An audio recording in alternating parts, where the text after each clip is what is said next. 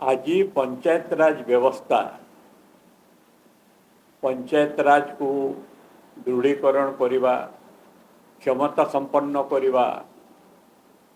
महिला पछुआ जाति आदिवासी हरिजन समस्त स्थान संरक्षण करने ये सबुरे सबुठु बड़ अवदान होची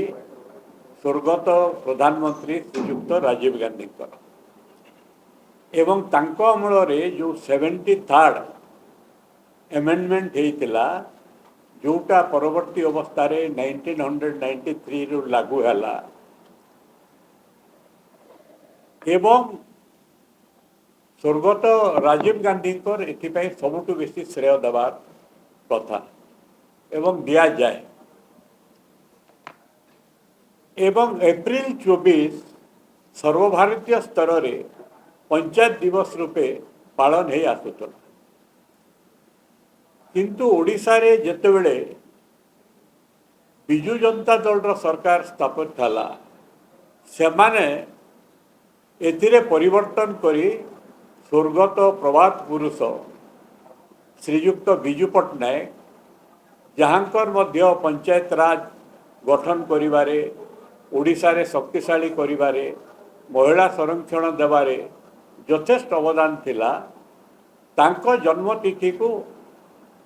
पंचायत राज दिवस रूपे घोषणा कले एवं से दिवस को छुट्टी दिवस रूपे पालन कले।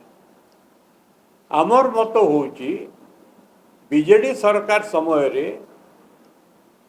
बिजु बाबू को सम्मान देवा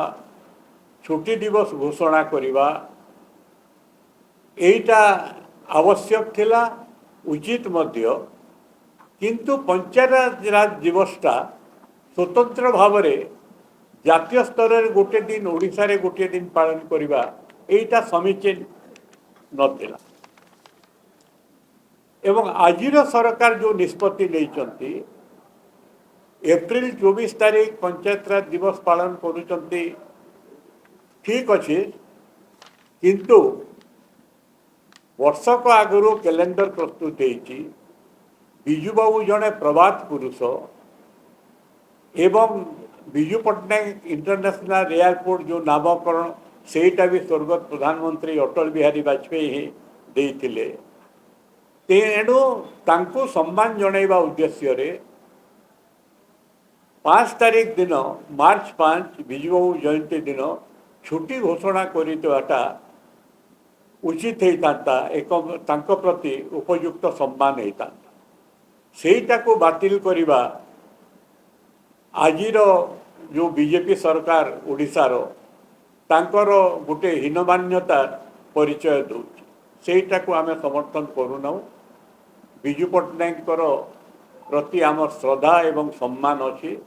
से जातीय स्तर एवं अंतर्जातीय स्तर जड़े नेता भाव में स्वीकृति लाभ करिसंती किंतु तांको प्रत्यक्ष व परोक्ष भाव में राजनैतिक उद्देश्य प्रणोदित हुए तांको प्रति असम्मान प्रदर्शन करिबा एटा दुखदायक।